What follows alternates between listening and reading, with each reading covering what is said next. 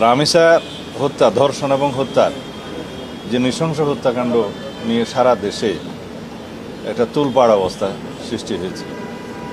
জনপ্রত্যাশা অনুযায়ী আমরা অত্যন্ত সংক্ষিপ্ত সময়ের মধ্যে দ্রুততার সাথে ডিএনএ টেস্ট করে পোস্টমর্টম রিপোর্ট এবং চার্জশিট কোর্টে দাখিল করে আমরা খুব সংক্ষিপ্ত সময়ের মধ্যে এই বিচার কার্য পরিচালনায় সহযোগিতা করেছি।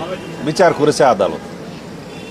আদালত এই ঈদের ছুটির মধ্যে তাদের ছুটি বাতিল করে বা জুডিশিয়াল যেটা লিভ আছে সেটা বাতিল করে আদালতের কার্যক্রম পরিচালনা করেছে।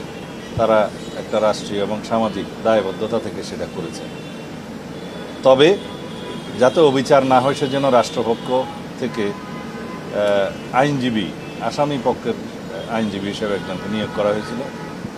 সাক্ষী প্রদান করা হয়েছে, চিকিৎসক সাক্ষী দিয়েছে, পুলিশ সাক্ষী দিয়েছে। এখানে যেহেতু আসামি দুইজন, যেহেতু 164 স্বীকারোক্তিমূলক জবানবন্দি রেকর্ডেড করা হয়েছে, ডিএনএ টেস্ট এবং পোস্টমর্টম রিপোর্ট হয়েছে, সব কিছু মিলিয়ে এই মামলাটা খুব বেশি কঠিন কিছু ছিল না প্রমাণ করা।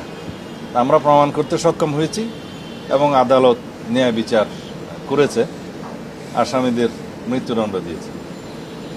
এখন আমরা বলতে পারি যে বাংলাদেশের এই বিচারিক ইতিহাসে এবং পুলিশের গ্রেপ্তার এবং তদন্তের কার্যক্রমের ইতিহাসে এটা একটা মাইল ফলক। এভাবেই আমরা ইনশাআল্লাহ জনপ্রত্যাশা অনুযায়ী দেশে আইনের শাসন প্রতিষ্ঠা করতে চাই। আশা করি আমরা সকলের সহযোগিতা পাব।